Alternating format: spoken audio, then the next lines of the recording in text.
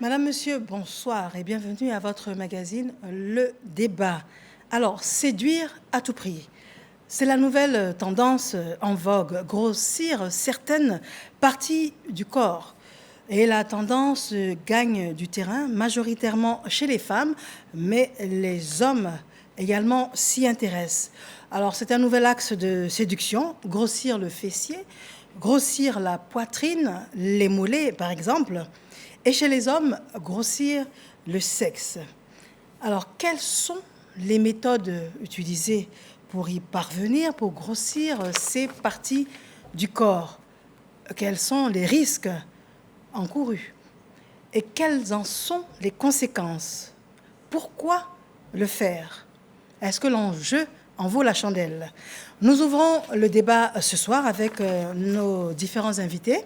Professeur Yeo Sitienéen, bonsoir professeur. Bonsoir madame. Vous êtes maître de conférences agrégé de chirurgie plastique, reconstructrice et esthétique. C'est exact. C'est exact. Merci d'être là. Merci. Alors, docteur Amicia Florence, bonsoir docteur. Bonsoir madame. Vous êtes dermatologue et vous êtes vénérologue. C'est exact. Merci à vous. Vous allez nous expliquer tout cela tout à l'heure. Merci. Madame Laetitia Métchegnan. Bonsoir. Bonsoir madame. Vous êtes spécialiste en médecine esthétique. Tout à fait. Et vous êtes infirmière diplômée. Et vous êtes dans la spécialisation, enfin 4 ans de spécialisation. Tout à fait. Très bien. Merci à vous d'être là. Merci à vous. Monsieur Saïbi Jamal, bonsoir à vous. Bonsoir, madame. Vous êtes sociologue et vous êtes maître de conférences. C'est ça. Alors, nos différents invités présentés, nous allons savoir exactement la raison pour laquelle nous vous avons invité sur notre plateau. Vous allez mieux comprendre. Alors, professeur Yeo, dites-nous, vous êtes professeur agrégé en chirurgie plastique reconstructrice et esthétique. Dites-nous, qu'est-ce que ça veut dire? La définition, elle est un peu vaste, mais la chirurgie plastique, retenons grosso modo que c'est une chirurgie qui s'adresse à ce qu'on appelle les tissus mous, c'est-à-dire qui n'est pas dur, donc pas les os, mais qui n'est pas dans la boîte crânienne ni dans l'abdomen. Donc en somme, un peu la chirurgie de la carcasse, quoi. Il y a un pendant esthétique et un pendant reconstruction. L'esthétique étant la partie qui vise à l'embellissement, alors que la reconstruction, ça vise à corriger des défauts, qu'ils soient congénitaux ou acquis par des malformations ou bien par des accidents de la vie ou secondairement à des accidents. Donc voilà, grosso modo, les deux branches de la chirurgie plastique. D'accord, très bien, merci en tout cas. Alors, docteur Amicia Florence, vous êtes dermatologue, on comprend bien le derme, la peau? Oui, le derme, c'est la peau et les fanères aussi. Alors, nous traitons la peau, les fanères et tout ce qui a trait. Des fanères? Oui, les fanères, c'est-à-dire les cheveux, les ongles. D'accord. Et vous êtes vénérologue? C'est exact. Vénérologue, on traite tout ce qui est IST. IST, c'est-à-dire infection sexuellement transmissible. Très bien. Alors, Madame Laetitia Métchegnan, vous êtes spécialiste en médecine esthétique. Qu'est-ce que la médecine esthétique? Donc la médecine esthétique, il faut savoir que la médecine esthétique, en fait, a deux parties. Il y a la médecine esthétique non évasive, donc ce qui veut dire en fait qu'on ne coupe pas, on ne saigne pas. Et puis il y a la médecine esthétique qui est légèrement invasive, donc les injections. La médecine esthétique vise spécialement tout ce qui est rajeunissement de la peau, en fait, que ce soit du visage ou du corps. D'accord. Monsieur Seybi Jamal, sociologue, maître de conférence, avec vous, on va comprendre le pourquoi. Voilà, nous sommes des ingénieurs du social, donc nous intervenons sur la société dans les rapports que les individus et les groupes entretiennent. Donc comme c'est un phénomène social, pour nous, il y a lieu de jeter un regard pour voir les tenants et les aboutissants. Voilà. Alors, pourquoi grossir certaines parties du corps? Nous avons des éléments de reportage à ce sujet. Mais juste avant, qu'est-ce qui vous revient régulièrement, professeur? Pourquoi grossir certaines parties du corps? Les patientes, j'allais dire les patientes, on va dire les patientes parce que la demande elle est plus féminine. Hein. Il y a peu de demande masculine. Donc les patientes, elles vont constater une certaine difformité. Elles ont une certaine image de leur corps qui ne leur plaît pas. Parce qu'il y a des phénomènes sociaux, on se compare aux autres. Donc parfois, on a tendance à croire que tel modèle est le modèle social actuel, donc tout le monde va vers ce modèle-là. Donc vous entendrez certaines expressions qui sont à la mode actuellement à Abidjan, telles que le BBL, le grossissement des fesses, on en parlera plus tard. Bien sûr. Ça, c'est une demande récurrente qui vient assez souvent. D'accord. Alors, docteur Abicha, en tant que dermatologue, vous intervenez lorsqu'il y a problème ou même s'il n'y a pas problème? Effectivement, on intervient déjà lorsqu'il y a problème parce que ça commence au niveau cutané, au niveau de la peau. Et souvent, même lorsqu'il n'y a pas de problème, on intervient un peu parce qu'il y a une branche de dermatochirurgie aussi où on intervient. D'accord. Alors, vous, Madame Laetitia, dites-nous pourquoi est-ce que les personnes viennent vers vous?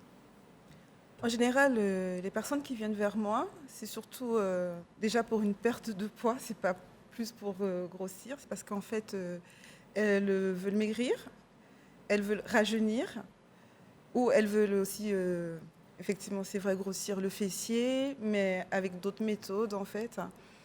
Mais je dirais plus, en fait, que c'est parce qu'elles veulent se sentir bien dans leur peau, se sentir acceptées déjà par la société, et s'accepter elles-mêmes, en fait, afin que les autres puissent les accepter. Je pense que c'est plus un phénomène d'appartenance. Elles veulent, vous avez parlé tout à l'heure de phénomènes, justement, Kim Kardashian, toutes les influenceuses, etc. Donc, ce sont des, entre guillemets, des modèles. Et puis, mais sincèrement, je pense que c'est beaucoup plus profond que ça. C'est plus profond. Oui, c'est vraiment plus profond. Monsieur Seïbi Jamal, on a peur de vieillir? Bon, ici, c'est pas trop ce qui met en mouvement, parce que de l'autre côté, on a envie de grossir une partie du corps, et juste à côté de moi, on a envie d'apparaître plus mince. Ça renvoie à l'image sociale qu'on a, c'est-à-dire la façon dont on est perçu dans la société. Vous savez que l'esthétique, pour le sociologue et l'anthropologue, est liée à un besoin de reconnaissance, parce que nous appartenons à une communauté et nous observons à travers le regard que les autres ont sur nous. Et donc, sur cette base-là, on a ce qu'on appelle le modèle idéal typique, c'est-à-dire quel est le modèle de beauté que la société nous inculque. Parce que, en tant que membre de la communauté, on veut toujours, surtout du côté de la femme, on veut miser beaucoup sur le paraître. Donc, se voir à travers le regard des autres, c'est beaucoup plus se rapprocher du modèle culturellement parlant. Donc, le modèle culturellement parlant, ça peut être la femme qui est beaucoup plus en forme ou ça peut être la femme qui est beaucoup plus mince. Et donc, ce modèle-là met en mouvement des pratiques dont nous parlons ici qui vont aller jusqu'à la table de chirurgie pour pouvoir se tailler des parties ou bien en ajouter d'autres à travers des produits et autres, tout ça. Très bien, donc, le débat s'annonce besoin. Fort intéressant. Je vous propose à présent de suivre un élément de reportage. Quelle est la situation en Afrique, en Côte d'Ivoire, sur ce phénomène-là? Et c'est un reportage signé Seydou Ouattara. Signe d'opulence et de beauté, les rondeurs sont un marché porté en Afrique, où les femmes et les hommes mettent leur santé en danger en cherchant coûte que coûte à prendre du poids. Il y a des garçons. En Côte d'Ivoire, elles sont nombreuses ces femmes qui ont envie d'avoir un corps de rêve.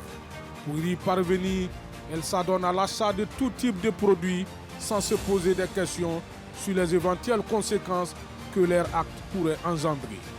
Les femmes, et surtout certaines filles, veulent avoir un postérieur et une poitrine bien rebondie, raison pour laquelle elles font usage de certains produits tels que les crèmes dites bio, des boosters. C'est ce qui justifie la présence et la vente discrète sur le marché. Et aussi à l'hyposuction, qui est une intervention de chirurgie esthétique ou plastique permettant de supprimer la graisse profonde dans une ou plusieurs zones du corps. La lipoaspiration, ça consiste à aspirer la graisse. Donc c'est juste pour traiter la surcharge graisseuse. Avec une canule de lipoaspiration qui fait entre 15 et 26 cm. Là où au bout il y a un petit trou, des trous, ça dépend de la canule. Il y a des trous qui sont reliés à un bocal. Là, le bocal, il est là pour retirer la graisse stérilement. Donc le bocal, il est stérile. Vous voyez là la graisse qu'on vient d'aspirer, qui est de bonne couleur. Et ce bocal, il est relié à une pression négative. La pression négative, ça vient de la machine, la machine de la lipoaspiration. Donc, quand on fait la lipoaspiration, à travers un petit trou, on fait rentrer la canule et on aspire. Avec la pression négative, ça aspire la graisse, donc ça vide la zone qu'on va traiter. Le phénomène n'est pas seulement l'apanage des femmes. Les hommes aussi sont concernés. Complexés par la taille de leur sexe, certains hommes n'hésitent pas à recourir à différents traitements pour allonger les verges. Je travaille avec les produits naturels et les produits de laboratoire pharmaceutique. Et il faut dire que la crème Bazooka, c'est un produit 100% naturel qui allonge et développe le pénis. Bon, pour ceux qui ont des difficultés souvent avec leur partenaire à le satisfaire, je vous dis qu'au bout de 2 semaines, normalement c'est un traitement sur 30 jours. Voilà. Mais c'est un produit spécialement pour le massage. Voilà. On ne boit pas, mais on l'applique à travers le massage. On n'est pas obligé d'être en érection pour le masser. Donc tu peux être sans érection et tu prends la crème, tu mets dans ta peau, mais tu masses comme ton index est déplacé. Donc tu le masses en avant comme ça, matin et soir. Mais ces méthodes sont souvent dangereuses et loin d'être fiables. Injecter toutes sortes de substances pour faire gonfler rapidement les fesses, le sexe, les seins. Bref, le phénomène gagne du terrain sur Internet. Sur les blogs et les forums de discussion, les pages consacrées à cette recette dite miracle ne se comptent plus. On y discute des mérites des vitamines, des antidépresseurs, des corticoïdes, du sirop contre l'asthme et même des hormones de croissance pour animaux. En plus, il y a le fameux bouillon, ingrédient quasi incontournable de la gastronomie africaine. Ce qu'il faut savoir, ils ne sont pas sans effet secondaire sur la santé. Alors, c'est impressionnant ce que l'on vient de voir. Je demande vos réactions à chaud. Docteur Amicha? Merci de me donner la parole. Alors, vraiment, c'est impressionnant de voir qu'on est prêt à jusqu'à mettre en péril sa santé pour pouvoir avoir certains résultats. Certains résultats même qui, d'autant plus, sont éphémères souvent. Donc, je suis déjà sous le choc. Et puis, bon, on va en débattre tout à l'heure. D'accord, très bien. Alors, professeur Yeo, je vous voyais en train de hocher la tête. Vous êtes navré de voir jusqu'où on est prêt à aller?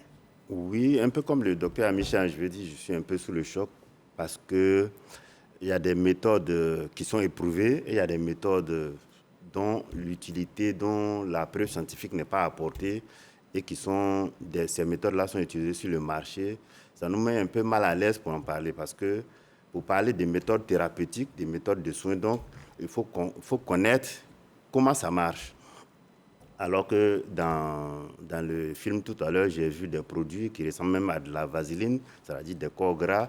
Donc j'ai du mal à comprendre comment cela pourrait augmenter le volume des fesses ou bien des seins. Alors qu'il y a des méthodes, que ce soit des méthodes de médecine esthétique ou de chirurgie esthétique, parce que c'est deux choses différentes, la médecine esthétique et la chirurgie esthétique.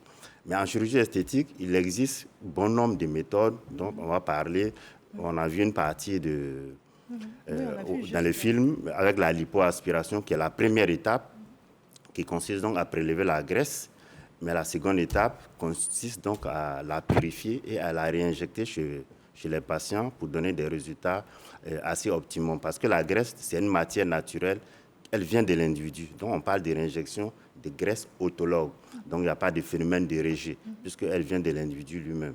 Donc à partir du moment où la graisse prend, elle subit la vie de la graisse qu'il y a dans toutes les parties du corps.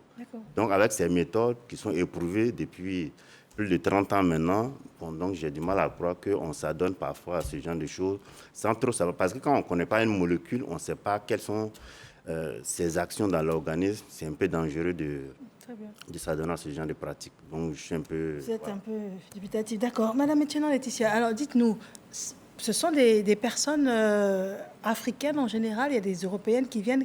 Quelle est la cible qui se déplace pour avoir recours à de la médecine esthétique? Tout le monde. J'ai autant de caucasiennes, donc de femmes blanches, que de femmes noires, en fait, que de libanaises. Mais vraiment tout le monde. C'est un phénomène de société. Oui. Et juste pour vous dire, en fait, j'ai fait pas mal de formations au Brésil. Et je dirais qu'au Brésil, en Amérique latine, le phénomène il est encore beaucoup plus avancé et plus prononcé en fait qu'ici en Afrique. Là, en fait, on voit justement des produits sur le marché. Je pense que c'est une question de coût aussi, vous savez, et d'ignorance. Donc tout le monde veut ressembler, en fait, ressembler à son modèle, mais tout le monde ne peut pas se payer justement le coût d'une chirurgie esthétique ou bien de la médecine esthétique. Oui. Donc, ils font avec les moyens de bord. Effectivement, c'est très dangereux. Donc, c'est, je pense, là, vraiment une question d'ignorance, en fait. D'ignorance, d'accord. Oui. Alors, mais je retiens également que c'est tout le monde, toutes les femmes aujourd'hui, Oui. quelle que soit la culture d'origine, quelle que soit l'origine, toutes ces femmes-là, c'est-à-dire les femmes européennes aujourd'hui, cherchent à avoir des courbes. Tout à fait. Donc, ça veut dire que le phénomène n'est plus ivoirien ou africain. Monsieur Seibi. Non. Bon, déjà, dans l'élément, j'observe que le masculin et le féminin s'orientent selon deux objectifs. La femme veut paraître et c'est pour cela qu'elle mise vraiment sur l'esthétique de son corps, la partie visible en fait. La partie visible, et c'est pour cela qu'elles font des injections, des chirurgies et tout ça. Et vous avez vu, pour les hommes, quand on veut donner du volume au sexe, c'est la puissance, la virilité que l'homme recherche. Donc, les deux sont dans des registres différents et c'est pour cela que la femme est beaucoup plus présente sur son corps, en train de lui donner des formes ou de réduire des formes pour que sa silhouette convienne justement en lien avec le modèle culturel qui lui a été inculqué par la société. Parce que, en réalité, ce que nous pensons, notre individualité, c'est le social qui rentre en nous. Oui. Donc, par rapport au groupe auquel vous appartenez, vous pouvez être beaucoup plus prompte à aller vers les silhouettes beaucoup plus en forme, plus imposantes, ou bien vers des formes plus affinées. Donc, c'est en fonction des contextes culturels. Alors, dans ce qui se passe, ça met, on va dire, dans la balance qu'on nous appelle la conscience sanitaire. Parce que le plus important, c'est l'identité du groupe que l'individu recherche à travers toutes ces pratiques-là. Mais on essaie de réduire les risques en fonction de son niveau de savoir, du risque perçu ou du risque qu'on a par anticipation. Donc, aller prendre des produits sur le marché sans même se donner les moyens de vérification, sans la preuve scientifique, comme le professeur disait tout à l'heure, ça relève du niveau de savoir général de chaque individu. Et donc, le risque, lui, il ne sait pas qu'il prend le risque. Et c'est pour cela que ces genres de plateaux sont intéressants, parce que la science a pour vocation d'éveiller, d'attirer l'attention. Et chacun, en connaissance de cause, on va dire, prend le risque. En s'apprêtant à payer. Vous n'êtes pas surpris que les femmes européennes, les femmes libanaises soient aujourd'hui attirées par des rondeurs qu'on attribuait aux femmes africaines? Et oui, j'ai dit ici que l'être humain est un produit culturel. Donc c'est la culture qui s'exprime. Ce n'est pas le milieu, mais à quel référent idéologique culturel on est abonné. Voilà, on peut être en plein Paris et puis à l'hôpital avoir dans ses affaires personnelles, on va dire, des pots à lavement et tout ça. Et ça ne va pas surprendre le médecin. Parce que lui, il soigne le corps. Or, le corps qui arrive devant lui, c'est un produit culturel. C'est toute une histoire. Et toute la tradition, tout le vécu que la personne draine, l'amène à avoir une vision du monde, une vision des choses, une vision de son corps. Et ça l'amène parfois à prendre des risques. Mais les risques qu'il prend ici, comme je l'ai dit, c'est lié à son degré de savoir, à son niveau de connaissance générale. Donc ici, c'est le lieu vraiment d'attirer l'attention des uns et des autres, parce que le facteur économique est parfois avancé comme ce qui avilit, ce qui handicape, mais on dépense parfois plus sur le marché noir en laissant la route des structures officielles qui ont des moyens. Voilà. Alors, en parlant de marché noir, est-ce que, selon vous, dès qu'on parle de marché, on parle de marché noir? Je m'explique. Rentrer dans une boutique et puis demander « Madame, bonsoir, je veux faire grossir les fesses. Qu'est-ce que vous avez ?» Prenez ça, vous allez voir le ventre rentre et puis les fesses sortent. Alors, vous entendez déjà des fois ce genre de discours, docteur? Effectivement, on entend très souvent ce genre de discours, mais je me pose la question, quel est ce produit qui connaît l'anatomie de l'homme, qui sait où faire rentrer et où faire sortir? Vous voyez, c'est discordant. C'est discordant. Peut-être quelqu'un peut utiliser et par chance, je ne sais pas, ou par hasard, peut avoir une sensation de satisfaction et penser que c'est effectivement ce produit. Sinon, il n'y a pas de produit qui peut faire en même temps 2 actions contradictoires. Donc, scientifiquement, vous, en tant que spécialiste, vous nous dites que ce n'est pas possible d'avaler des gélules qui ont la faculté de faire rentrer le ventre et sortir les fesses. Effectivement. La science n'est pas arrivée à ce stade. Si je peux rebondir à ce Je vous en niveau, prie, professeur. je ne vois pas comment une pilule avalée viendrait faire une sorte de lipoaspiration interne et aller redistribuer la graisse sur d'autres territoires. Donc, conceptuellement, ça ne se conçoit même pas, ça ne s'imagine même pas. Mais en fait, ceux qui font ce genre de publicité, ce n'est pas une révélation que je vous fais, ceux qui vendent ce genre de produits, eux-mêmes n'ont pas recours à ces produits. Moi-même, j'ai eu dernièrement affaire à une dame qui est venue me voir, il y a peut-être 2 mois, 3 mois. Elle m'a dit, pour booster son commerce, écoutez bien, pour booster son commerce de produits grossissant les fesses, il fallait que moi je lui fasse le BBL, ce qu'on appelle le Brazilian Buttock Lift, ce qui est à la mode maintenant, qui n'est autre chose que le lipomodelage des fesses, c'est-à-dire qu'on prélève la graisse sur les autres parties du corps et qu'on réinjecte dans les fesses pour les faire grossir, pour leur donner un meilleur galbe. Et elle m'a poursuivi, elle m'a demandé de lui faire cette chirurgie parce que ça va aider à faire décoller ses chiffres. Donc, vous nous dites que la dame qui vend ce genre de produit de fausse publicité vous demande en chirurgie de le faire pour crédibiliser ses ventes. Vous voyez combien de fois les gens, j'allais dire entre guillemets pervers, mais parce que ça malheureusement trompe une partie de la population. Donc, je pense que ce genre d'émission permet de rectifier un tant soit peu certaines choses. Donc, déjà, nous, on a compris que ce n'est pas possible d'avaler des gélules. Voilà. Il faut rentrer le ventre et sortir. Moi, je veux bien qu'on vienne m'exposer le mécanisme. Là, en ce moment, je crois, parce qu'à la fac de médecine, quand on vous fait un cours, on fait un cours sur, par exemple, le palu, on vous dit quel est le cycle du parasite, quand vous prenez telle molécule, à tel moment et à tel niveau du cycle du parasite, c'est là que ça agit. Donc, un tel médicament dont on ne nous dit même pas le mécanisme d'action, pour un médecin, c'est un peu difficile de croire. Mais bon, comme je n'ai pas les preuves, je les laisse à leur supputation. Mais pour le moment... Il y a une autre méthode qui est donc des suppositoires à base de cubes culinaires. Les cubes magiques, je prolonge dans ce sens. Culinaires, parce que... Oui, excusez-moi du terme, mais il y en a qui vont jusqu'à faire des injections avec. Des injections. Dans les fesses. Et on en a même vu des patientes qui sont venues nous voir. Vous retrouvez cette espèce de masses qui sont dures, qui sont jaunâtres. Vous ne savez pas trop bien à quoi ça correspond. Et puis, elles vous disent, vous faites des examens avant d'opérer, vous allez enlever ces masses. Elles vous disent, non, c'est quand j'étais petite, j'ai fait des injections de Kinimax, mais tout le monde en a fait, mais on n'a pas ces concrétions dans les fesses. Donc, vous voyez jusqu'où ça va, par des injections de ces cubes culinaires-là. Malheureusement, qui ne donnent pas le résultat escompté, puisqu'en fait, quand ça va vous donner ces complications et qu'on sera obligé de vous opérer pour les enlever, ça crée un défect plus gros dans la fesse que ça ne vous a grossi les fesses. Ah, mais des fois même, la fesse est... Oui, elle est déformée, puisque c'est quelque chose qui est dû comme une pierre. Hein. Oui, donc on est obligé d'enlever, puisque ça leur fait mal. Parfois, c'est les 2 fesses. Hein. Moi, j'ai eu à opérer 2, 3 dames comme ça. Mais elles ne vont jamais vous avouer ce qui a été fait dans la réalité. Alors, on nous parle également de pommades à base de plantes naturelles, de plantes africaines qui auraient la capacité de faire grossir certaines parties du corps. Parce que quand on vient vous voir en médecine esthétique, est-ce qu'on vous en parle?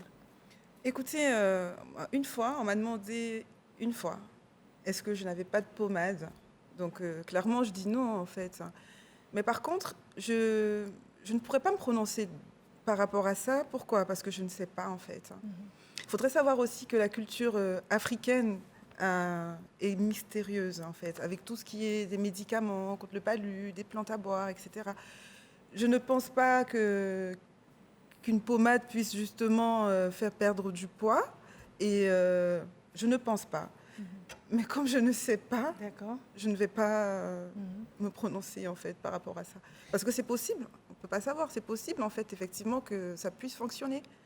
Mais pas à En ce qui concerne la pommade. Oui, en ce qui concerne la pommade. C'est possible. Donc comme on n'a pas de preuves scientifiques, en fait, personnellement, je ne peux pas dire que ça fonctionne ou pas. Alors, dites-moi, quelle est la tranche d'âge des femmes qui viennent à vous parce qu'elles ont ce besoin, elles ressentent ce besoin de transformer ou d'améliorer leur apparence physique? Bon, en ce qui nous concerne en chirurgie esthétique, moi, on voit des patients même de 18 ans à 55 ans, à 60 ans, qui viennent pour diverses raisons. Donc, mais nous, on ne va pas opérer des jeunes adolescentes parce qu'on considère qu'elles ne sont pas encore suffisamment responsables elles-mêmes de leur corps. Donc, on prendra en général qu'à partir de 18 ans, 20 ans. 18, 20 ans. D'accord. Alors, vous, est-ce que vous êtes une alternative également en tant que dermatologue? Est-ce que vous avez la capacité de modifier le corps? Effectivement, on a la capacité de modifier le corps parce qu'il y a une branche de la dermatologie qui est la dermatochirurgie. On rejoint un tant soit peu la chirurgie plastique, mais à un moindre degré, au fait. À un moindre degré. On peut aussi faire les liposuctions, on peut faire aussi certaines techniques de dermatochirurgie, mais c'est un peu la spécialité de justement chirurgie plastique qu'on fait. Mais à quoi ça correspond? Qu'est-ce que vous faites? Comme on a vu dans la vidéo, on peut... La liposuction comme ça, déplacée? Oui. On fait aussi la liposuction, on fait aussi le galbage des fesses, le remodelage des fesses et tout ça. Le remodelage des fesses, on va aspirer la graisse d'une partie du corps, ça peut être au niveau de l'abdomen et autres.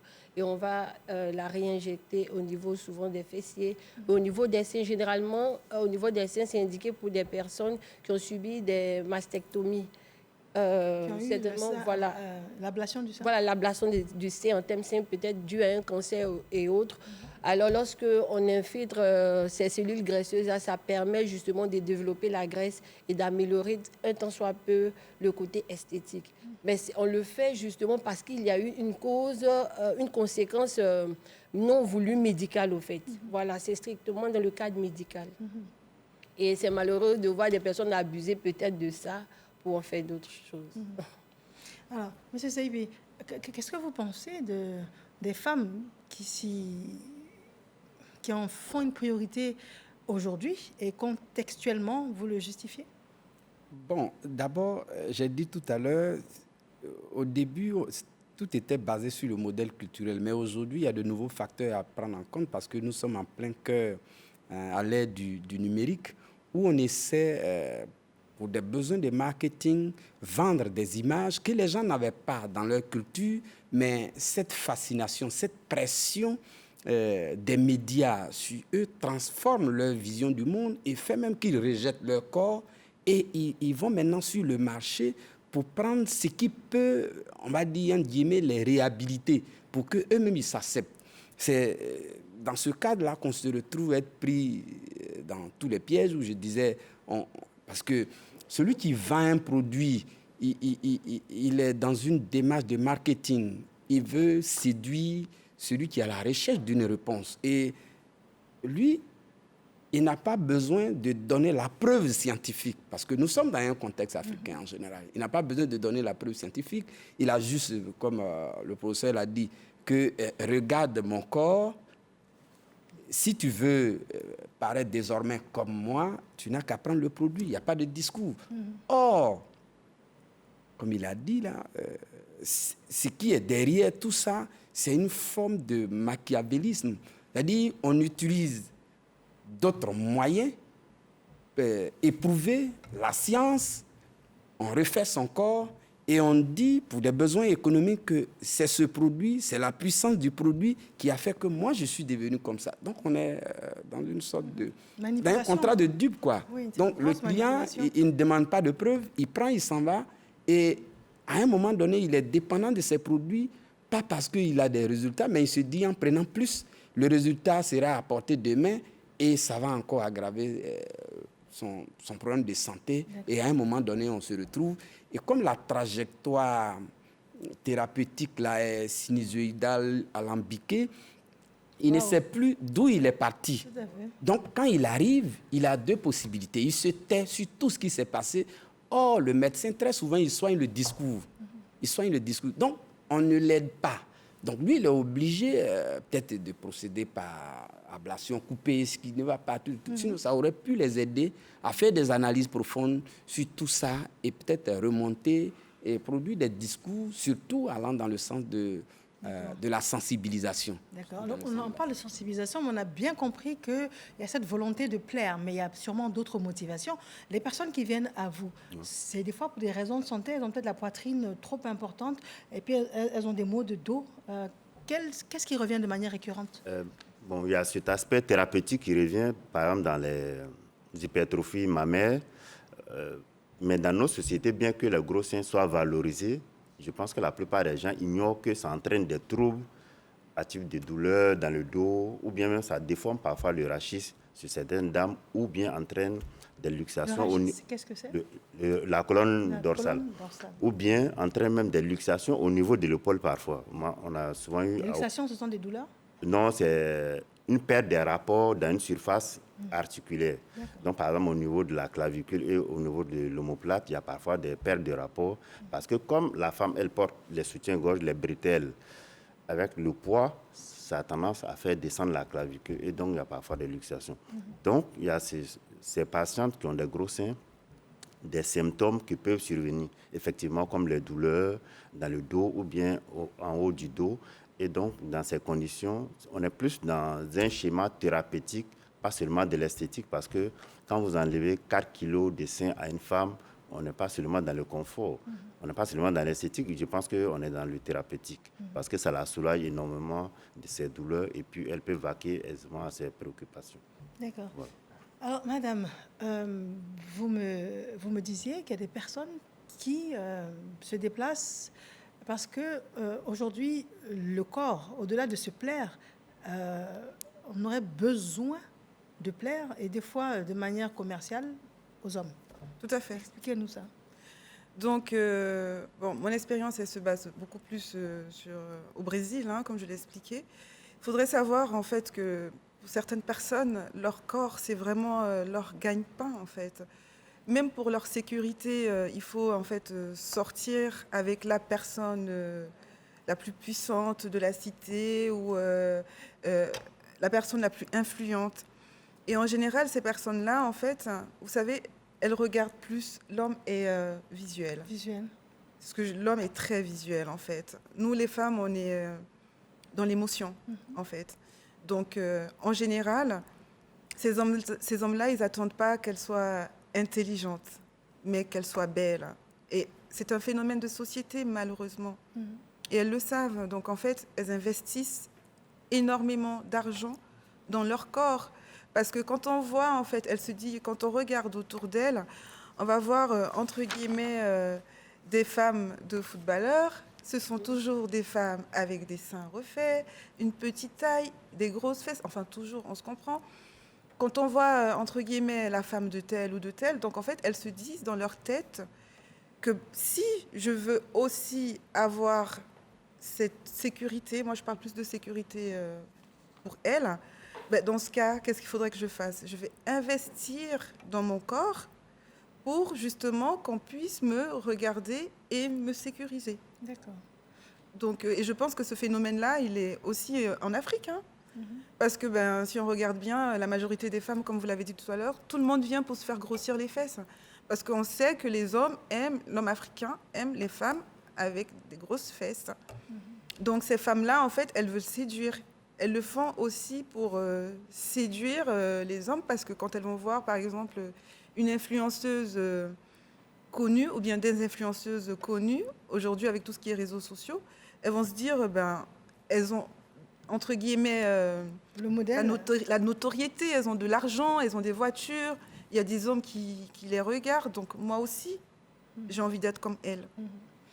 Voilà, donc elles ne se disent pas que... Est-ce que ce n'est pas dangereux, justement, avec cette exposition aux réseaux sociaux, que les nouveaux critères de séduction soient aussi cette caricature de la femme?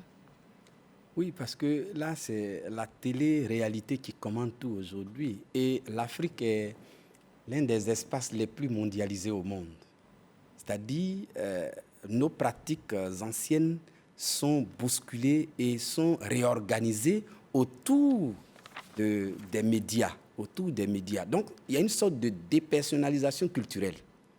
Et cette sorte de dépersonnalisation culturelle de l'homme africain l'expose à tous les vents. Et le malheur ici, c'est que l'expérience qu'on fait de ces pratiques-là vous amène ou vous rapproche beaucoup plus du cimetière que ailleurs. Et comme en allant au cimetière, on ne revient pas pour partager son expérience, chacun y va en fermant les yeux, en fermant les oreilles et en se disant... et quand le risque devient assez grave, on devient très croyant. On devient très croyant et donc on oscille maintenant entre les synagogues, la mosquée ou l'église et puis l'hôpital et on est en train de demander de l'aide à tout le monde alors qu'il y a quelques années, on avait une belle silhouette qui était vendue sur les réseaux sociaux qui faisait vraiment couler beaucoup de salive et tout ça. Donc c'est vraiment une sorte de prise d'otage, on va dire, de l'Africain qui n'a pas suffisamment de ressort dans ce que Marc Louane appelle le village planétaire. Donc ici, c'est le lieu d'appeler à la prise de conscience parce que le corps lui-même s'entretient et le temps a un effet corrosif sur le corps. Donc il faut d'abord accepter que le corps même a un cycle normal et en évoluant, doit flétrir comme une plante, mais c'est quand on ne veut pas. C'est quand on ne veut pas qu'on essaie de fabriquer, non pas en respectant les règles de la médecine, mais en se fabriquant un nouveau corps ou des procédés qui font comme si on arrêtait le temps. Mais quand on arrête le temps, les conséquences, c'est peut-être pour vous engloutir vous-même. Donc, c'est le fait que la culture dépérisse là, qui pour moi, sociologue ou anthropologue, est un risque aggravé. Est un risque aggravé parce que, je l'ai dit, l'esthétique, le besoin de reconnaissance ici était déjà un facteur culturel.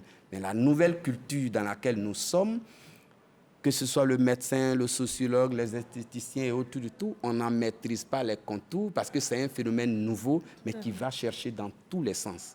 C'est comme quelqu'un qui a bu assez et qui atteint un degré, on va dire, d'énivrance, qui fait qu'il ne maîtrise plus rien. Alors, donc, notre sociologue dit quelque chose d'inquiétant. Lorsqu'on ne va pas vers les bonnes personnes, il y a la mort là-dedans? Malheureusement. Il y a la mort? Oui, malheureusement, parce que je pense que pour tout acte, c'est comme tout acte thérapeutique ou bien tout acte de la vie, il faut aller vers celui qui en a la compétence et qui a reçu la formation pour... je prends toujours à mes patientes l'exemple, quand vous voulez construire une maison, vous allez voir un architecte. Vous n'allez pas voir un menuisier pour construire votre maison. Donc, je vais dire, il faut aller vers le plasticien, le chirurgien plasticien ou bien celui qui fait la médecine esthétique. Il va vous donner des informations adéquates et puis, s'il faut, vous pourrez aller contacter une deuxième personne ou bien prendre un troisième avis pour se faire sa propre opinion. D'accord. Parce que, malheureusement, chez nous, on a trop tendance à avoir une confiance béate dans les individus, alors qu'ailleurs, il y a un peu plus d'esprit critique. Parce que ces méthodes qui aujourd'hui sont éprouvées, qu'on utilise beaucoup, la chirurgie esthétique est beaucoup développée au Brésil parce qu'ils ont développé la chirurgie des stars. L'un des chirurgiens les plus connus au monde, c'est Ivo Pitangui, c'est un Brésilien. Sa fille elle-même, elle est devenue chirurgienne plasticienne. Mais ils ont mis au point même certaines techniques qui ont eu du mal à être acceptées aux États-Unis. L'histoire du BBL, si on vous la raconte, vous n'allez pas croire. Pourtant, c'est une histoire qui date de 1995, il n'y a pas trop longtemps. Quand Toledo, un Brésilien, a mis au point cette technique, il a présenté ça à un congrès américain, je crois en Louisiane, mais les Américains l'ont démonté parce que pour eux, la preuve n'était pas faite de l'efficacité de la chose. Il est allé, il est retourné chez lui, il a retravaillé sa science, il est revenu, il a fait une démonstration à l'Université de Caroline du Sud en 1995, et c'est comme ça que les Américains ont été acquis. Donc je veux dire, en toute chose, il faut que nous mettions en branle notre esprit critique pour voir sérieux le vrai du faux. Parce que malheureusement, beaucoup d'individus se laissent vendre des illusions sur tel ou tel produit. Même par exemple ceux qui font le tourisme médical dans les pays d'Afrique du Nord ou bien en Asie, pour ne pas citer de pays, vous vous rendez compte que parfois sur les sites de ces plasticiens, on vend beaucoup d'illusions. On dit pour tel type de malformation que vous avez, voilà la solution qui est proposée. Et puis le patient ou bien la patiente, au sortir du bloc, ce n'est pas ce qui avait été promis qui a été fait. Il y a des patients, on leur dit, bon, pour votre ventre, on va vous faire une lipoaspiration simple. Oui. Mais quand vous regardez vous-même le tableau, parce que une décision médicale, elle résulte d'un processus. C'est-à-dire que vous allez interroger un patient, vous allez l'examiner, et puis en fonction des acquis de la science, vous savez à tel type de patient, vous devez appliquer tel type de traitement. Oui. On n'applique pas un traitement identique à tous les patients. Tous les patients, oui. Donc les patients, ils arrivent, on leur vend ça sur Internet, ils arrivent, ils se réveillent, ils ont un autre traitement. Donc moi, je pense qu'il faut avoir un discours franc ou bien une conversation avec les praticiens qui s'en occupent. Et sur place, il y a des gens compétents qui ont été formés pour... Ils vont vous donner les informations qu'il faut et puis à vous de faire votre choix. Alors, nous avons un autre élément de reportage à vous proposer. Alors, quel impact pour la santé donc grossir certaines parties du corps? Voyons voir, nous avons quelques témoignages et nous en discuterons ici sur notre plateau. C'est un reportage de Seydou Ouattara. Grossir les parties du corps est un phénomène inquiétant. C'est le cas de Kadi. La quarantaine est révolue, mère de 3 enfants, souffrant d'une obésité aiguë. Elle a du mal à franchir le portail. Une déformation survenue après avoir pris des sirops, des massages et des comprimés pour grossir les fesses. Quand je suis allée à Gamé, les femmes m'ont proposé les 3 médicaments. Elles m'ont proposé premièrement le sirop, ça n'a pas marché. Elles m'ont proposé le massage, ça n'a pas marché. Troisième fois, c'est les comprimés. Elles m'ont donné, puis ça a marché. Sur le comprimé que les femmes m'ont proposé. Donc j'ai pris les comprimés au moins 2 à 3 mois de constatation que j'ai commencé à grossir. Mais la forme que je voulais, je n'ai pas pu avoir. Au départ, j'étais baisse, mais c'est les comprimés que j'ai pris. Ça m'a fait grossir. Aujourd'hui, je regrette. Ces pilules, sirop, huile, crème, massage et suppositoires censés faire prendre du poids sont devenus un véritable problème de santé publique porté par l'essor du commerce en ligne. Dans ce magasin de beauté, situé dans la commune d'Abobo, Hassana conseille à ses clientes le beurre de karité. Je suis contre les femmes qui utilisent les médicaments pour grossir les fesses, les seins, tout ça. Parce que ce n'est pas normal en fait. Être naturel, c'est bon. Si ton mari veut t'aimer, il va t'aimer comme tu es. Parce qu'il ne faut pas utiliser les trucs. Après, il y a effet secondaire dedans. Ce n'est pas bien en tout cas. Souvent, on leur conseille à être naturel. Il faut prendre du beurre de karité. Parce que pour prendre les produits, on ne sait pas ce qu'il y a dedans. Parce que ce n'est pas bien. Si tu es naturel, c'est bon quoi. Moi, je préfère dire ça. Il y a les bons secrets à dire. Sur la base d'un tel constat, l'on se pose la question de savoir les risques sanitaires liés à cette pratique. Après cet élément-là, on comprend bien, et puis on l'a développé sur le plateau ici, le côté dangereux d'absorber n'importe quoi. Mais le beurre de karité, est-ce que le beurre de karité pourrait avoir cette capacité de grossir certaines parties du corps? Qu'est-ce que vous en savez? Je ne pense pas. D'accord. Vous ne pensez pas? Non. Moi, je demande à avoir des preuves scientifiques, sinon D'accord. je ne crois pas. Docteur Amichel? D'accord. Avec le beurre de karité, on a découvert des propriétés raffermissantes, mais à long terme. Et de toute façon, le beurre de karité, c'est du corps gras, c'est de la graisse. Le gras peut faire augmenter légèrement, très très légèrement, parce que c'est de la graisse. Une proportion de Voilà. quoi? 1-3%? Oh, à peine 1%. Donc, c'est même pas visible, en fait. Voilà, à peine 1% en fait. Mais c'est vraiment dans la durée, au fait, dans la durée. Le beurre de karité, c'est naturel, ça se mange, ça s'utilise. C'est vraiment naturel. C'est naturel, mais ce n'est pas la solution miracle. Pour Voilà, avoir une justement, postérieure, en 2 semaines, on ne peut pas dire qu'on a utilisé du beurre de karité et avoir cette grosseur, ce n'est pas possible. Il y a forcément une substance inconnue qui a été mélangée dans la pente. Juste si Je vous en prie, allez-y. Il faudrait savoir en fait déjà que le corps, la peau en fait, elle est imperméable en fait. Donc tout ce qu'on utilise sur la peau comme crème pour le visage, je ne sais pas si vous allez être d'accord avec moi. Tous les produits qu'on utilise, les crèmes pour le visage, on parle en fait de routine sur le long terme. Parce que déjà en général, en fait, il y a 1% de la matière qui est absorbée par la peau parce qu'on transpire. Donc tout ce qu'on utilise en fait sur le visage, il n'y a vraiment que 1%. Et on parle aussi de molécules en fait qui sont parfois trop grosses justement pour pénétrer l'épiderme. Donc je pense que ça va juste en fait résoudre la question. Est-ce que le beurre de karité peut faire grossir les fesses en peu de temps? Déjà, non, parce que si on va sur le fait scientifique, en se disant justement on parle de routine, donc si c'est à peu près 1% de la matière qui est absorbée, ben déjà, il faudrait compter au moins 3 mois pour pouvoir avoir des résultats. Et là, je parle de crème pour le visage, en fait. Je ne parle pas de beurre de karité. Mais si on va, en fait, dans le même principe, il serait logique, en fait, que ça ne fonctionne pas.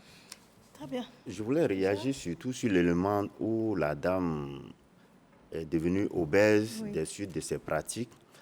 C'est ça, c'est toute la différence avec le fait d'aller voir un praticien qui s'y connaît et d'aller dans un marché. La preuve, quand on nous disait qu'il y avait des médicaments qui pouvaient faire grossir les fesses, vous avez vu que ça n'a pas fait que grossir les fesses. Oui. Puisque, elle a pris de l'embonpoint de partout. Voilà, elle a grossi. Et de la même manière qu'elle a la graisse au niveau des fesses, elle en a dans son ventre, elle en a sur le cœur. Donc vous verrez qu'elle est beaucoup épuisée lorsqu'elle marche. C'est tout l'intérêt d'aller voir un bon praticien. Par exemple, en chirurgie esthétique, ce genre de patientes, vous allez les faire rentrer dans un cadre qui améliore d'abord leur cadre de santé globale. Parce qu'un individu, c'est un tout. Quand quelqu'un vient vous voir, vous n'allez pas vous contenter que de faire grossir les fesses ou de faire grossir les seins. Il faut l'intégrer dans un cadre global où lui-même se sent bien. Par exemple, cette dame, elle est obèse, elle a une fatigabilité, elle s'épuise facilement. Donc, vous allez l'envoyer voir des endocrinologues, ceux qui s'occupent des hormones dans le corps, ou bien un chirurgien bariatre qui va voir si on peut l'opérer pour l'amener dans des proportions raisonnables, qui soient compatibles avec une vie. Parce que quand on est obèse, on augmente le risque de maladie. Or, elle serait venue voir un chirurgien plasticien, par exemple, pour augmenter le volume des fesses. On n'aurait pas abouti à une telle chose. Il y a une histoire de coût aussi. Mais déjà, vous allez vous dire. Mais le coût, ça ne doit pas être que limitatif. La preuve, c'est qu'elle va vivre. Oui, c'est pire. Je pense que ça va lui coûter plus cher que la chirurgie esthétique. Voilà. La santé n'a pas de prix. Ça a un coût, c'est tout. Alors, dites-moi, je crois qu'on en vient là au cœur de notre débat. La chirurgie esthétique, plastique, qu'est-ce que vous proposez?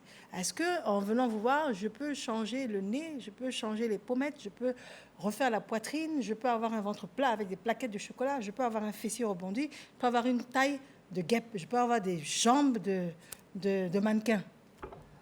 Tout ça, c'est possible, mais à condition, comme je vais revenir dessus, c'est toujours de poser la bonne indication. Comme en médecine, il existe plusieurs méthodes, mais il faudra choisir chacune des méthodes qui s'adapte bien à un cas particulier.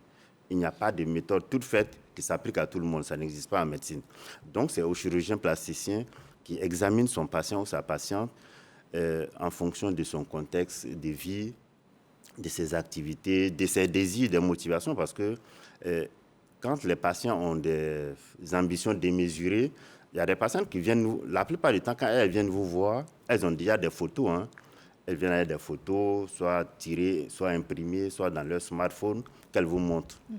Mais quand vous examinez la patiente, moi, j'ai reçu une dame, elle veut qu'on grossisse ses fesses, mais la photo qu'elle me sort, avec sa réserve de graisse qu'elle a, ce n'est vraiment pas compatible. Il n'y a même pas de réserve de graisse. Moi-même, j'avais certainement plus de graisse qu'elle. Donc, je lui dis, madame... Il y a les prothèses aussi. Voilà, il y a les prothèses. Donc, ça a dit qu'il faut poser la bonne indication et puis tenir le discours de vérité à la patiente. Vous lui dites ce qui est possible, ce qui n'est pas possible. Parfois, dans certains types de personnages aussi, on a recours au psychologue parce qu'il faut savoir faire la part des choses. Parce qu'une patiente dont vous n'avez pas bien maîtrisé les véritables motivations ne sera jamais satisfait et ça, il va vous poursuivre tout le temps. Donc, quand vous avez un doute sur la motivation de la personne, moi j'ai des amis psychologues ou psychiatres, j'envoie la patiente voir ces psychologues. Mais ailleurs, on peut faire consulter chez un psychiatre, mais chez nous, quand vous dites à un patient d'aller voir un psychiatre, c'est un peu péjoratif. Alors qu'en fait, nous, lui, il est plus qualifié que moi pour saisir la personnalité d'un individu. Donc, quand on saisit la personnalité, on saisit les véritables motivations et on peut ainsi répondre à ce qu'il souhaite. Parce que si cela, vous ne l'avez pas fait, la personne ne sera jamais satisfaite. Alors, quand on parle de chirurgie esthétique, on parle forcément d'opération, Oui. On parle forcément d'anesthésie générale. On parle Non, pas forcément d'anesthésie pas forcément générale. Il y a certains actes qui peuvent se faire sous anesthésie locale. Par exemple, quand vous opérez les paupières de quelqu'un, par exemple des paupières qui tombent, ou bien vous avez un regard qui paraît fatigué, on peut le faire sous anesthésie locale. Alors, le regard fatigué, vous faites quoi pour réveiller le regard fatigué? Oui, on peut faire les blépharoplasties, c'est-à-dire la chirurgie des paupières pour faire un lifting qui va enlever l'excédent de peau. Donc on peut avoir des yeux tirés de biche. Voilà. Par exemple. Voilà. C'est bon à savoir. Voilà. Ce n'est pas une anesthésie générale. Non, non, ça se fait couramment. La poitrine, ça fait partie des chirurgies les plus demandées. Voilà, la poitrine. Qu'est-ce que vous faites?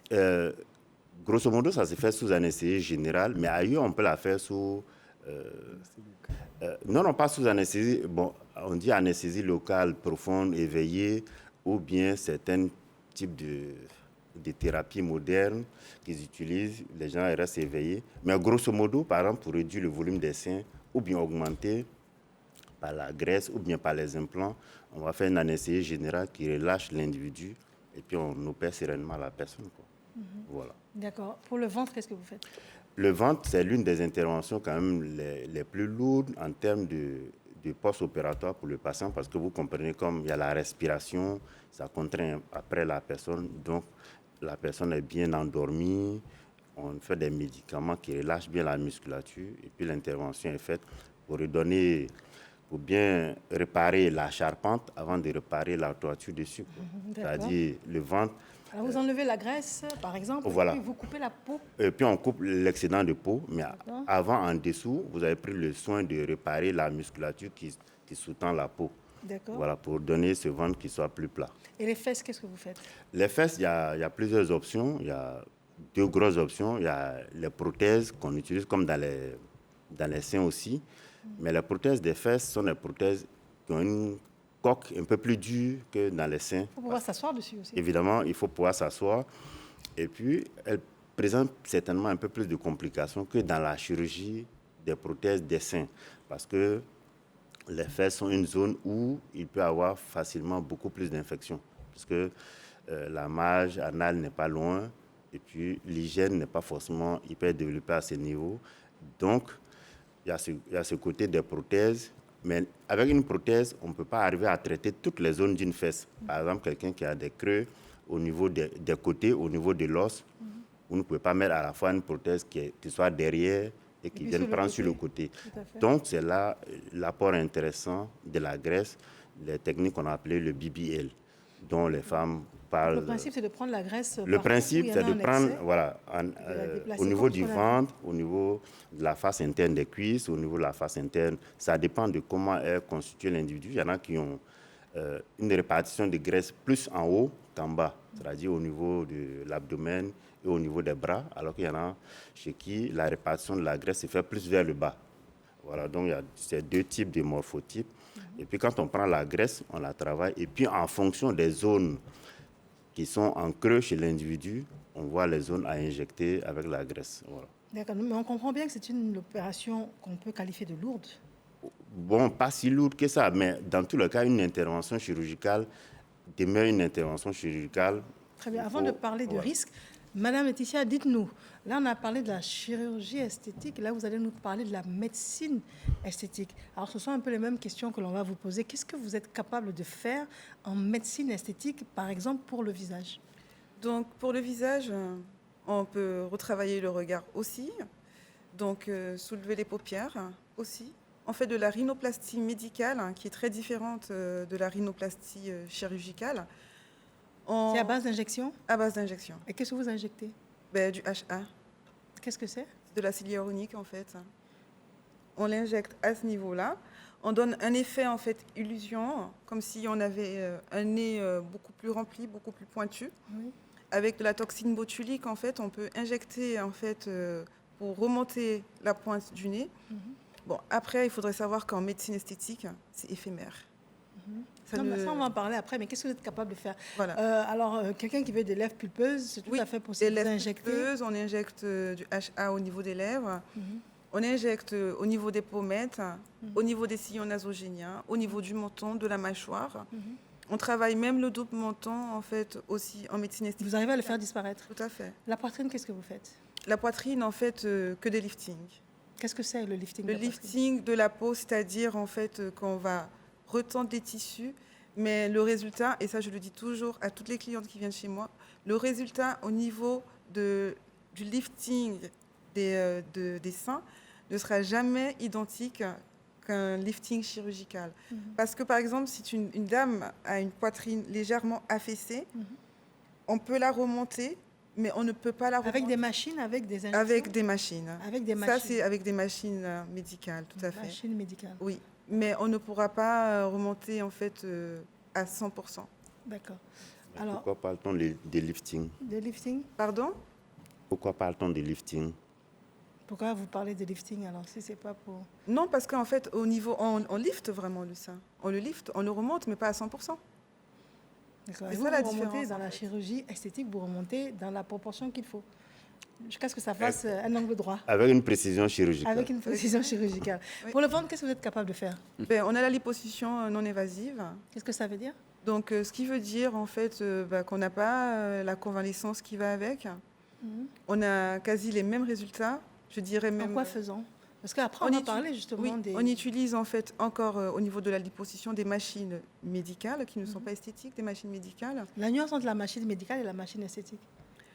Je pense que c'est juste en fait qu'elles sont labellisées en fait.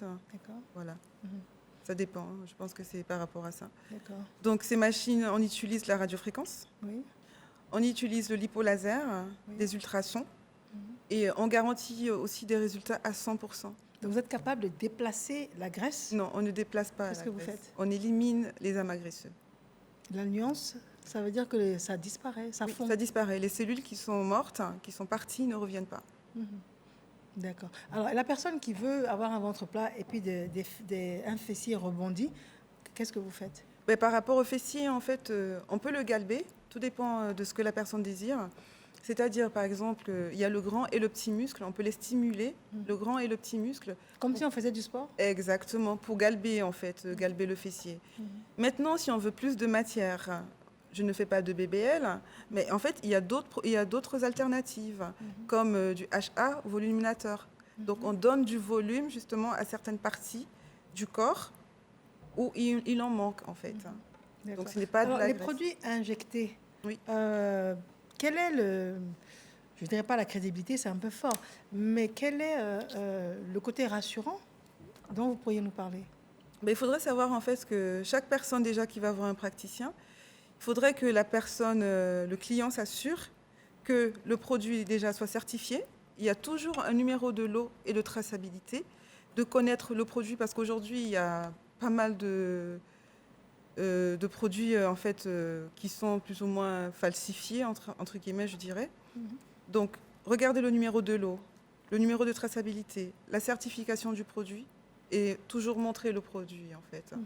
Ça c'est important. D'accord. Alors maintenant je pense qu'on en arrive au stade, je ne dirais pas d'opposer, mais de poser les vraies questions avec notre docteur donc, en dermatologie. Savoir les personnes qui nous regardent ce soir, qui, après tout ce que l'on a dit, souhaiteraient s'orienter vers la chirurgie esthétique ou vers la médecine esthétique. À vous écouter parler, on sent bien les avantages et des inconvénients. Oui. Alors, avantage, c'est peut-être la précision de l'acte, la durée également du lifting ou quelque chose comme ça. Ça fait partie des avantages que vous pourriez nous développer? Oui, en chirurgie esthétique, il y a beaucoup d'avantages. Par exemple, lorsqu'on fait le transfert de graisse, contrairement aux produits qu'on injecte, lorsque la graisse, elle a bien pris dans la zone, l'effet, il est définitif. Mais, sauf que la graisse va avoir la même vie, elle va être sensible aux variations de poids de l'individu désormais. Sinon, c'est une méthode qui est définitive. Et puis, il n'y a pas de phénomène de rejet dès l'instant où c'est la matière propre de l'individu. Donc ça, c'est un des avantages par rapport aux patients qui viennent, qui vous disent, moi, je n'ai pas besoin d'avoir de corps étranger. Parce que pour grossir telle zone, on leur met en balance les différentes méthodes, soit les implants, soit les méthodes naturelles. Donc, quand elles n'ont pas envie d'avoir de corps étranger, en ce moment, elles vont s'orienter vers les méthodes de graisse. Bon, même si c'est des chirurgies où il y aura une anesthésie générale, mais compte tenu de l'évolution de l'anesthésie depuis ces 30-40 dernières années, je pense que dans la plupart des cas, il n'y a pas trop de complications liées à ces niveaux-là. Et la chirurgie permet de leur assurer ce résultat. Et puis, en plus, on surveille les patients durant le long de la procédure. Quand vous opérez un patient... La convalescence est longue?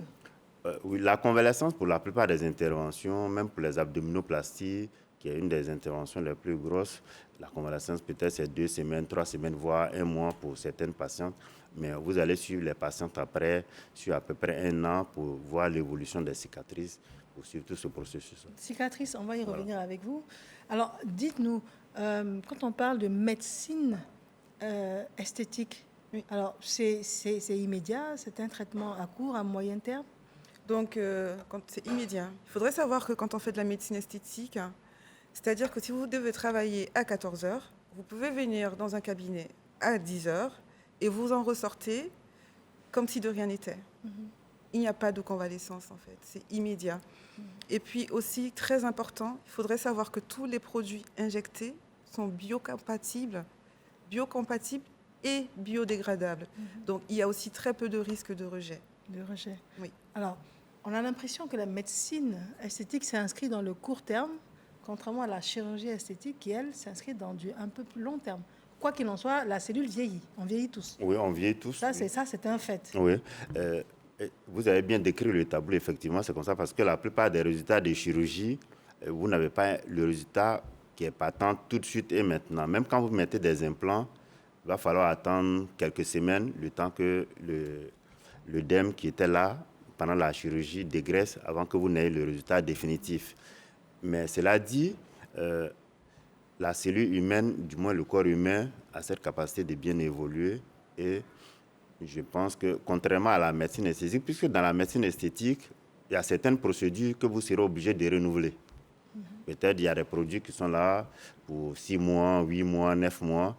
Donc, vous prenez une carte d'abonnement et puis vous venez. Mais la chirurgie esthétique également, on renouvelle. Oui, le sein qui a été lifté ou qui a une prothèse, c'est une durée de vie également, la prothèse?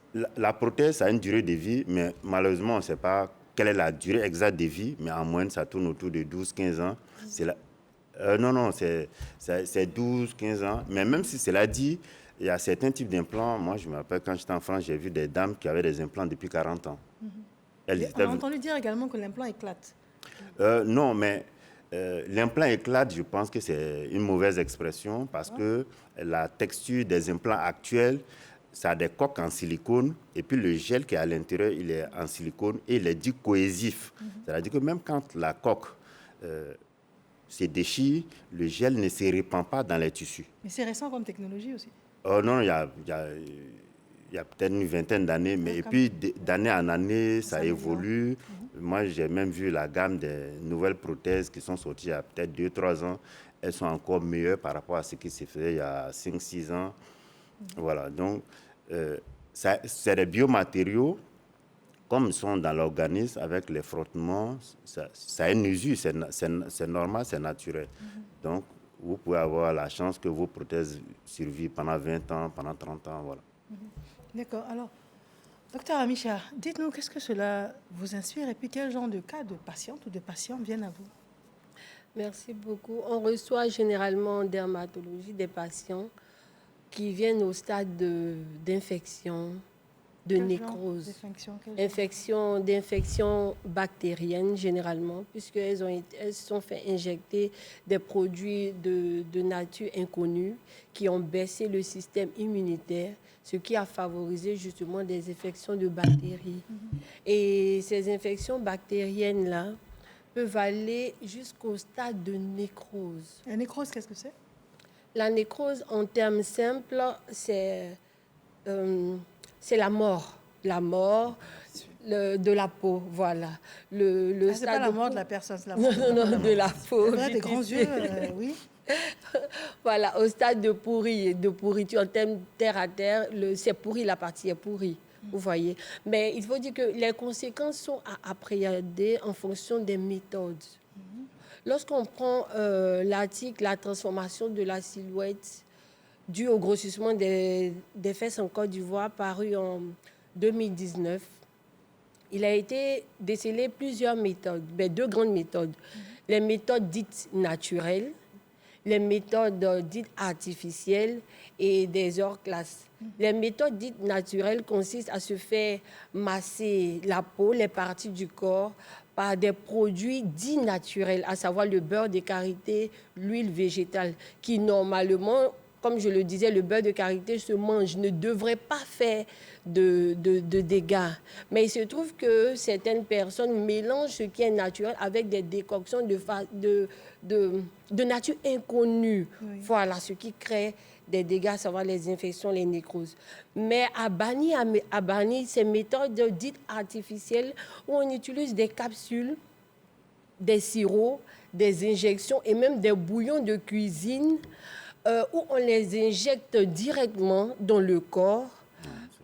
C'est vraiment dangereux. C'est dramatique. C'est vraiment dramatique. Oui. Et aussi, il y a des orpères, des méthodes à côté, les chirurgies plastiques, où certaines personnes trouveraient onéreuses, bien que plus sûres. Et il y a quand même le sport qui n'est pas coûteux. Mais certaines personnes appréhendent le sport parce qu'on dit que les résultats sont vraiment lents. Mais les conséquences, ingérer quelque chose de nature inconnue, déjà au niveau local, au niveau de la peau, on détruit la peau. Les personnes qui sont amputées, parce que... Bien sûr, j'en viens. Oui, bien sûr. De façon locale, d'abord, il y a les infections, comme je dirais, les dermo-hypodermies bactériennes nécrosantes, non nécrosantes d'abord, après qui vont nécroser. Toute la partie est pourrie. Qu'est-ce qu'on fait? On coupe, on jette. Si la personne, justement, on va amputer la partie nécrosée puisque ça ne vit plus. Si la personne encore a les moyens, on va la reconduire encore en chirurgie pour pouvoir réparer un peu, mettre un peu de prothèse ou quoi. Chirurgie reconstruction. Voilà. Oh là là. Donc finalement, on débourse plus cher qu'on ne l'aurait voulu. Vous voyez? Et si tout le membre, justement, est pourri, qu'est-ce qu'on va faire? On va amputer, on va enlever. Et de façon générale, lorsqu'on ingère, on adhère, ça va passer par le foie qui va créer des problèmes, ça va passer par le rein pour pouvoir éliminer, qui va créer des problèmes jusqu'aux insuffisances. Donc le fait d'avoir injecté des produits ou des injections, ça veut dire que le foie et le rein travaillent à éliminer. Exactement. Ça peut conduire à l'insuffisance rénale? Très bien, ça conduit à l'insuffisance rénale pour certains produits qu'on a vus. Donc c'est vraiment dramatique de faire des trucs qu'on ne maîtrise pas. Mieux s'orienter vers des professionnels de santé qui ont eu la qualification pour ça et qui pourront vraiment gérer le problème. Ou simplement faire le sport, être patiente et espérer avoir certains résultats. Alors, le sport, ça ne manque. Dites-nous, madame, lorsque l'on parle de médecine esthétique, il y a un côté qui revient sur le côté éphémère. Pouvez-vous nous développer? Par exemple, quand on veut lifter la poitrine, c'est pour combien de temps? Quand on veut avoir des seins, des fesses rebondies, dans quelle proportion est-ce que, parce qu'on ne parle pas d'implant, non. Dans quelle proportion c'est possible avec la médecine esthétique? Tout dépend déjà de la méthode utilisée. Donc si, par exemple, on stimule le grand et le petit muscle, ça c'est définitif en fait. Maintenant, parce qu'en fait c'est une technique, si vous voulez, c'est comme si on faisait du sport. C'est comme si en fait on pratiquait 6 heures de sport sans forcément se dépenser en fait. Donc c'est vraiment la stimulation du grand et du petit muscle fessier. Maintenant, quand il s'agit d'injection de H1, il faut compter 2 ans. Alors, injection en médecine esthétique dans le fessier, il faut compter un effet de 2 ans. De 2 ans. D'accord. Au bout de 2 ans, ça s'affaisse comme si de rien n'était? Non. Ça part progressivement en fait. D'accord. Oui. Il faut absolument réinjecter pour avoir le même effet? Pas vraiment, parce que ça ne part pas complètement à 100%. Donc ça ne revient jamais à la forme initiale? Il y a quand même des... Si, sur le long terme. Sur le long terme, mais pas après 2 ans. D'accord. Oui. D'accord. Et en ce qui concerne la poitrine, donc vous nous avez dit, on tonifie? Oui. Et tout, mais ça ne peut pas être comme la chirurgie esthétique. Écoutez, ça c'est mon point de vue à moi. En ce qui concerne la poitrine, par exemple, du moment où on tonifie les tissus, de toute manière, les cellules, après, à un moment donné, vont relâcher, en fait. Donc, même si... Quelle que soit la méthode utilisée. Quelle que soit la méthode, je pense que les deux méthodes, en fait, sont complémentaires. Pourquoi? Parce que si on fait même de la chirurgie faciale, en fait, chirurgicale, on aura de toute manière besoin de certaines injections, en fait, en médecine esthétique pour pouvoir maintenir le résultat. Maintenant, effectivement, c'est vrai que si on parle sur le long terme, Par exemple, au niveau des lèvres, si une personne désire refaire les lèvres, il faudrait compter à peu près une année. Une année, donc 12 mois. Au niveau des sillons nasogéniens, ça dépend. Ça peut durer jusqu'à 18 mois, en fait. Nasogénien, le nez? Non, au niveau des sillons. Ici, les sillons. Oui, tout à fait. Ça peut durer jusqu'à 18 mois. Au niveau du menton, ça peut aussi aller jusqu'à 18 mois. Tout dépend vraiment aussi du produit injecté, en fait. D'accord. Donc, M. Seibi, avant de vous demander de réagir à toutes ces informations-là, mais il y a un côté qui interpelle. Oui. On peut être très belle du jour au lendemain sans être passé sur une table d'opération. Et puis, un an après, ou un an et demi, après, si on n'en a pas les moyens, le carrosse redevient citrouille, je dirais. Plus ou moins, Plus ou moins, oui. Parce que si vous voulez, comme je l'ai dit, en fait, déjà, ça ne va pas être pire, ça c'est sûr. Mais ça ne revient pas un an après directement. En fait, ça part progressivement. Progressivement. Donc, on sent en fait que c'est en train de partir. Tout à fait. On ne se réveille pas un matin et puis, waouh, qu'est-ce qui se passe? J'ai pris 20 ans. Non, c'est pas comme ça, c'est progressif. D'accord. Je rajoute un truc. Rapidement, allez-y, professeur. En fait, ces méthodes-là, c'est l'injection de produits, c'est des volumateurs. C'est-à-dire, ils ont la capacité d'appeler l'eau. Donc, c'est ça qui donne cet effet de grossissement.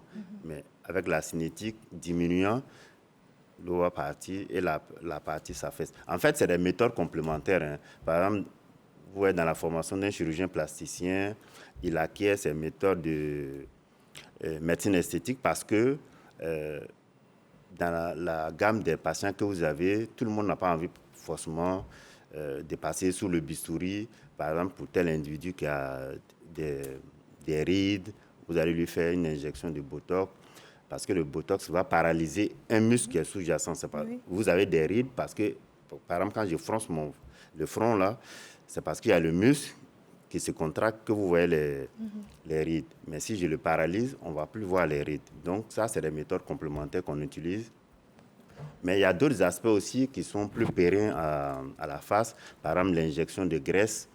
Il n'y a pas de phénomène de rejet, vous l'avez expliqué? Non, il n'y a pas de phénomène de rejet. Donc, pour combler des petites rides ou bien pour refaire des lèvres chez une dame, on lui fait des injections de graisse. Bon, ça vit pour toujours. Voilà. Très bien. Alors, M. Seibi, je vous vois dubitatif. Qu'est-ce que cela non, en fait, vous inspire comme réflexion? Juste après, on va passer à tout ce qu'on a entendu, je pense qu'on est d'accord qu'il n'y a pas de risque zéro.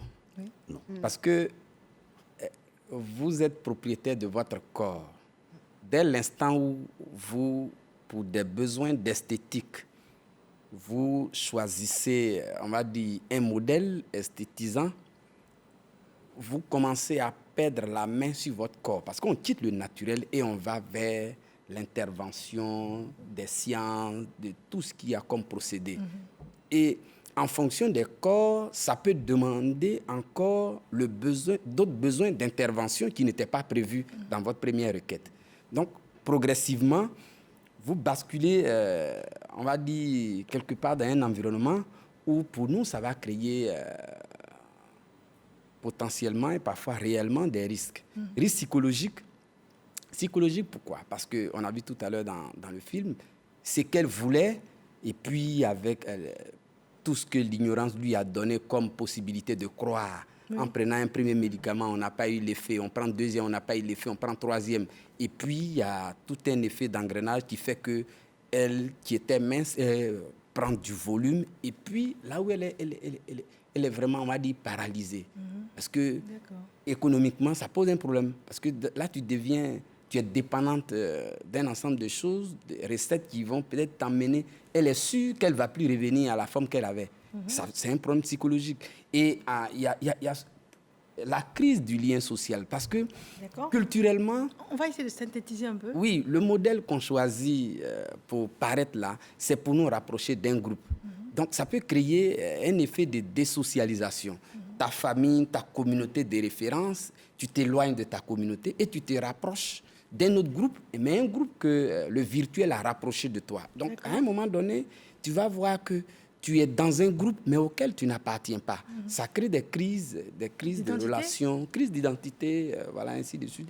Et ça met l'individu en crise avec lui-même. Et il y a des gens qui vont jusqu'à, on m'a dit, perdre le goût de la vie. perd le goût de la vie. Bon, si le suicide lui apparaît comme un moyen sûr, bon, il va l'utiliser. Et puis voilà que, au lieu de devenir beau ou belle, on a tout de suite abrégé ça. Parce qu'il y a même des ratés. Hein. Voilà. Alors, le moment est arrivé pour nous de savoir ce qu'en pensent les populations. Nous allons parler donc des conseils, des dispositions. C'est toujours un élément signé Seydou Ouattara. Aujourd'hui, les jeunes sont beaucoup attirés par la grosseur du sexe. Puisque ce sont des nerfs, puisque tu grossis, arrivé un moment, le sexe va perdre de sa valeur, va perdre de sa puissance et puis c'est fini. Tu seras plus, on appelle ça comme un garçon puissant. Je ne suis pas contre. Chacun a sa forme. Il y a des gens qui sont minces, ils veulent grossir, les atouts ne leur plaisent pas. Ils veulent prendre des médicaments pour avoir un peu d'atouts. Je suis contre. Personnellement, je pense que ça a des effets secondaires. Nous, on n'en vend pas en fait. C'est un choix de vendre et c'est notre choix de ne pas vendre aussi. En tout cas, moi, c'est naturel. Je n'ai jamais pu quelque chose pour dire qu'un coquillage a devenu. Non. En tout cas, ça, c'est naturel. Je suis fière de moi en plus même. Les femmes qui vendent les médicaments pour grossir les fesses là, d'autres voient que c'est joli, mais il y a conséquences derrière. Là, parce que tu fais aujourd'hui, c'est bon, mais demain là, ça peut te créer problème. Là, c'est ça qui crée les cancers souvent. Voilà, on n'arrive pas à s'en sortir. Donc chez moi, en tout cas, c'est pas bon. Ils peuvent arrêter. Ce n'est pas nécessaire parce qu'il y a des effets secondaires. Et puis, en un mot, cela peut engendrer des maladies, ça peut engendrer des infections, ça peut te permettre, soit à tes 35 ans, à tes 40 ans, d'être impuissant. Je suis pour parce qu'il y a des gens qui naissent avec des déformations.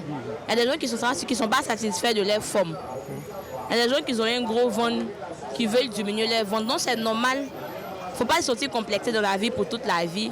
Il y a la médecine qui est développée maintenant. Donc tu peux te rendre à l'image que tu veux.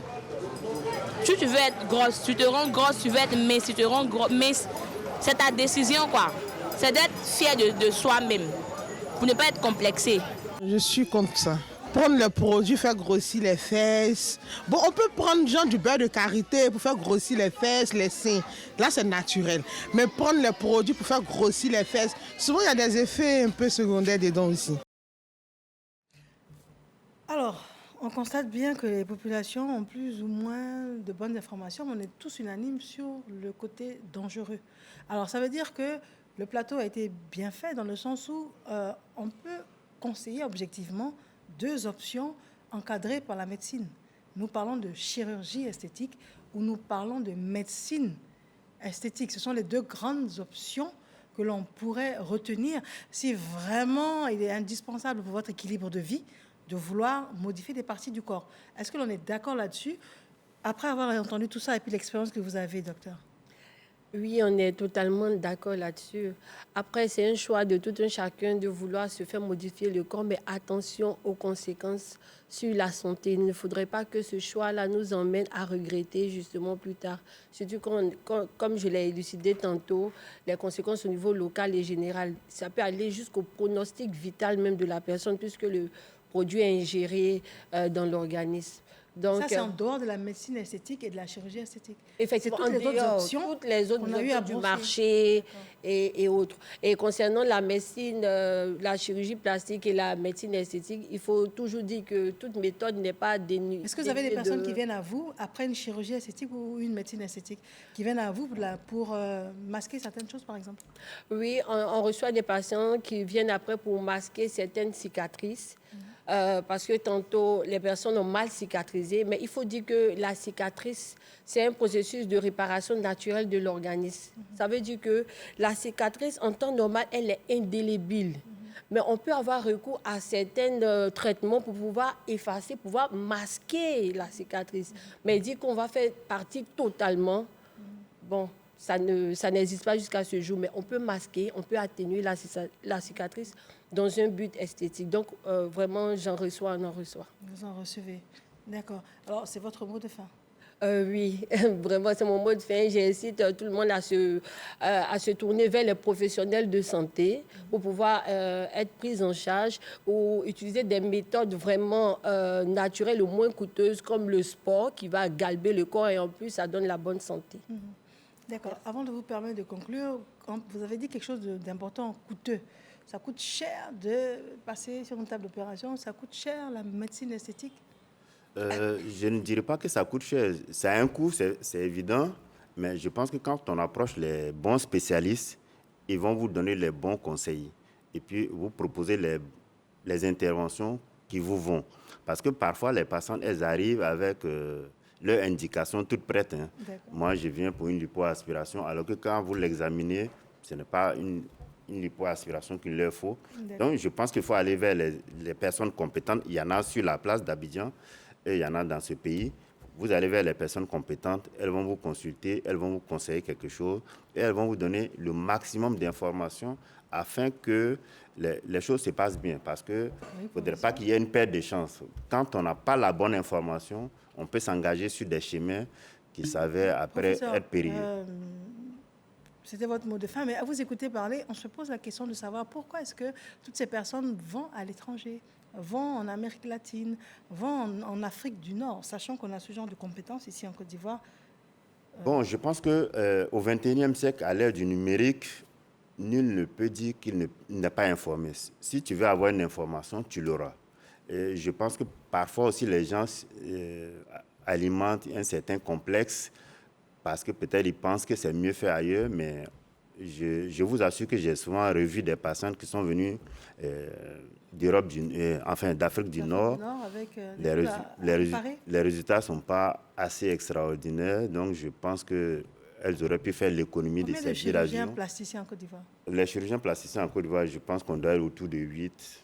8. Voilà. C'est encore élitiste, d'accord. Non, ce n'est pas élitiste. Bon, peut-être que comme ce n'est pas suffisamment connu, donc il faut faire la promotion de la discipline afin que d'autres jeunes l'embrassent parce qu'il n'y a pas que le côté esthétique. Hein. Le côté esthétique, j'allais dire, peut-être c'est l'infime partie.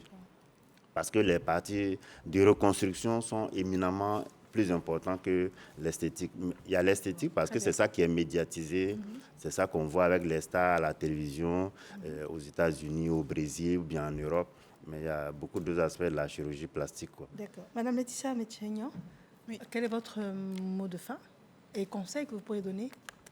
Le mot de la fin serait en fait, effectivement, tout ça a un coût, certes, mais il faudrait savoir en fait que les personnes qui ont recours à la médecine esthétique ou à la chirurgie esthétique, c'est plus vraiment pour avoir une estime de soi, pour pouvoir s'accepter en fait à nouveau en fait. Et c'est plus aussi une question de se sentir en fait bien dans sa peau. Il ne s'agit pas toujours en fait de physique. Ça va beaucoup plus loin. Ça va vraiment plus loin. C'est un mal-être profond. Donc ce mal-être-là, en fait, il est très souvent dû par une tromperie, une trahison. En fait, c'est toujours l'environnement, si vous voulez, de ces femmes-là qui font, ou de ces hommes, qui les poussent en fait à se reprendre en main. Imaginez-vous un exemple tout bête, en fait, que vous vous sentez trahi par votre conjoint et vous vous regardez dans un miroir, vous voyez que vous avez pris de l'âge et que sa nouvelle compagne, en fait, a 20 ans de moins. Oui. Je ne dis pas qu'il faut le faire, mais est-ce que vous imaginez, en fait, le mal-être que ça peut causer? Mais par contre, en faisant de la médecine esthétique, peut-être même, ou bien même en changeant de couleur de cheveux, ou en changeant de vêtements, en fait. Ce n'est pas forcément, je ne pense pas que la médecine ou de la chirurgie esthétique, qu'on parle d'esthétique, je ne pense pas que ça soit forcément que le physique, en fait, que l'esthétique. Il y a toujours autre chose derrière. Très bien. Monsieur Saïbi, je vous demande de conclure. Bon, moi je dirais que quand le corps change, on change de groupe d'appartenance. Et changer de corps vous expose, comme on l'a dit ici, à des risques. Pour réduire le maximum de risques, je pense qu'il est mieux de changer son corps dans les mains des spécialistes. On a parlé des chirurgiens plastiques, des plasticiennes et tout ça. Parce que, en définitive, le risque qu'on prend ici ou en allant aux mains des spécialistes, on se rapproche beaucoup plus de son objectif en réduisant au maximum le risque de se retrouver, on va dire, au cimetière. Parce que c'est quand on vit qu'on a le temps de mesurer, on va dire, la profondeur de l'esthétique ou de l'idée du beau. Voilà. Donc pour moi, il faut que les spécialistes de la question communiquent beaucoup plus. Parce que le besoin est réel. C'est pour cela que c'est un fait social. Le besoin est réel. Il ne faudrait pas que la question de la chirurgie esthétique et tout ça soit élitiste. Il faut que les gens communiquent. Il faut que les gens qui ont besoin de changer leur corps sachent où aller. Parce que la chirurgie esthétique, quand on arrive à l'hôpital, on ne voit pas. Voilà. Même à l'hôpital, on ne voit pas. Donc, il faut qu'ils communiquent. Ben, parce que sur la toile, il y a beaucoup d'informations, mais il faut qu'eux aussi soient présents, mais présents pour que ceux qui en ont besoin aillent vers eux et trouvent la bonne porte, surtout la porte qui leur permette de consolider leur identité, mais de vivre aussi heureux et longtemps, à défaut de s'éterniser. Je vous remercie infiniment. Nous sommes à la fin donc de notre débat. C'était donc M. Seybi Jamal, sociologue, maître de conférence. Juste à côté, nous étions avec Mme Metchenian Laetitia, spécialiste en médecine esthétique, infirmière diplômée, avec 4 ans de spécialisation. Et puis nous avions donc Dr Amisha Florence, qui était avec nous, elle est dermatologue, vénérologue, et puis notre professeur Yeo Sitiénéen, qui est donc maître de conférence agrégé de chirurgie plastique reconstructrice et esthétique. Au terme de cette émission, nous espérons que vous avez pris le temps d'écouter et d'avoir surtout la bonne information. Et au-delà de la bonne information, savoir comment s'orienter, rester en vie, rester en bonne santé pour justement profiter de ce que la médecine pourrait vous apporter. On vous remercie d'avoir été là. Bonne fête de Saint-Valentin. Bonsoir.